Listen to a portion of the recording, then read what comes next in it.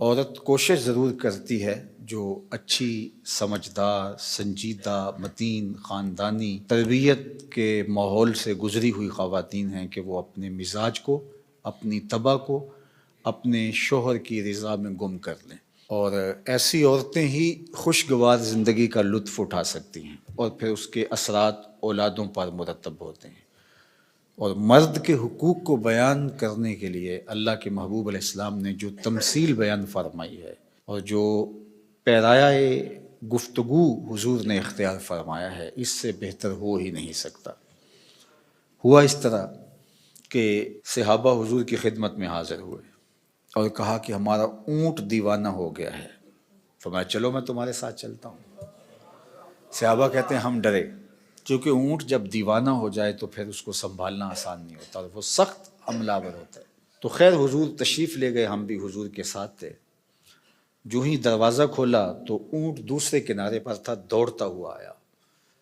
تو حضور کی زندگی کتنی قیمتی ہے، تو صحابہ کے سینوں میں دل تھر تھر کانپنے لگے، لرزہ بر اندام تھے کہ جانور ہے نقصان نہ پہنچا دے۔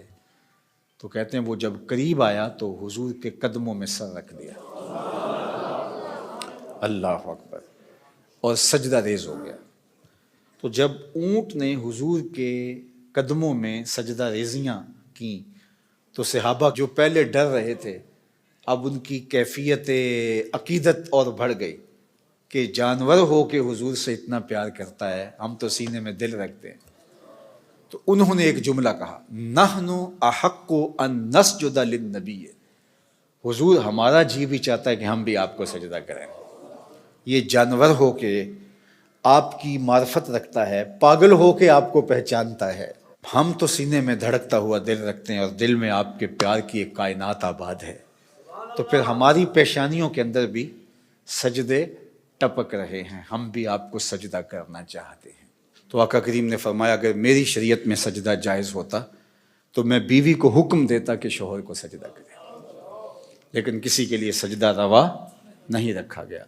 تو یہ حضور نے سجدے کی ممانعت کو بھی بیان کر دیا اور شوہر کے جو حق ہیں بیوی کے اوپر ان کو بھی بیان کر دیا۔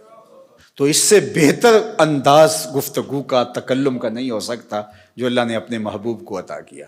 اسی لیے ایک دن میرے حضور علیہ السلام نے فرمایا انا افصح العرب، بات کرنے کا جو سلیقہ میں جانتا ہوں کوئی جانتا ہی نہیں ہے، گفتگو کا طریقہ جو میں جانتا ہوں وہ کوئی جانتا نہیں ہے۔ یعنی ایک جملے سے ان کی نفی بھی کی اور یہ بھی بتایا اگر جائز ہوتا تو شوہر کے لیے بیوی کو سجدے کا حکم دیتا۔ خاتون ہو جو اپنے شوہر کے حقوق کو پہچانے اور حضور کے اس فرمان کو سامنے رکھے تو گھر جنت کا ٹکڑا بن جائے گا۔ اور مرد کو حضور نے کیا نصیحت فرمائی؟ مرد کو کہا کہ عورت کی اگر کچھ باتیں تجھے ناپسند ہوں تو اس بات کو دیکھو جو تمہیں پسند ہو، اللہ اکبر۔ اور میں کہا کرتا ہوں نکاح کے بعد یا تو شوہر اپنا گھر چھوڑ کے خاتون کے ساتھ چلا جائے یا خاتون گھر چھوڑ کے شوہر کے ساتھ آئے، دونوں میں سے ایک تو ہوگا، لیکن یہ قربانی مرد نہیں دیتا، یہ عورت دیتی ہے۔ اور گھر سے جو تعلق خاطر ہوتا ہے، قلبی لگاؤ ہوتا ہے، گھر کی چیزوں سے جو موانست ہوتی ہے، جو انسیت ہوتی ہے، جو لگاؤ ہوتا ہے، وہ مرد کی نسبت عورت کو کہیں زیادہ ہوتا ہے۔ گھر اس کے لیے ایک عقیدت گاہ ہوتا ہے، لیکن اس بسے ہوئے گھر کو، آسودہ گھر کو کون چھوڑتی ہے؟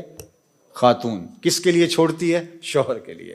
مرد صرف یہ ذہن میں بٹھا لے کہ میرے لیے اس نے جہان چھوڑ دیا تو اس کی بہت ساری غلطیوں سے وہ درگزر کرے گا۔